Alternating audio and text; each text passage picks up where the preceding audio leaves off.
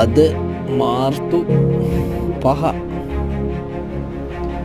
දැන් මාස 2ක විතර වගේ තියෙනවා මේ හොඳ වෙච්ච තුවාලේ ස්නේහපොත්ත වැඩුණු විදිය ගැන මම ගාව වීඩියෝස් ටික මේකත් එක්ක සාමාන්‍ය මුළු ශරීරෙම මේ විදිහට හැදෙන විදියක් තමයි තියෙන්නේ. දැන් තියෙනවා දකුණු අතේ වැලමිට වම් අතේ වැලමිටේ තුවාල හැදෙනවා. ඒ කියන්නේ එතන හොඳ වෙනවා. ඒ වීඩියෝ එක ගමු ඉස්සරහට. යාල විදියට ඉතින් අපිට හොඳ වෙන ගතිය තමයි පෙන්නන්නේ. හැබැයි මේකත් ඉතින් අපෝ මැරෙන්න පටන් ගන්නවා. ඉතින් අපි දැනගන්න ඕනේ හරියට මොනවද බලමු.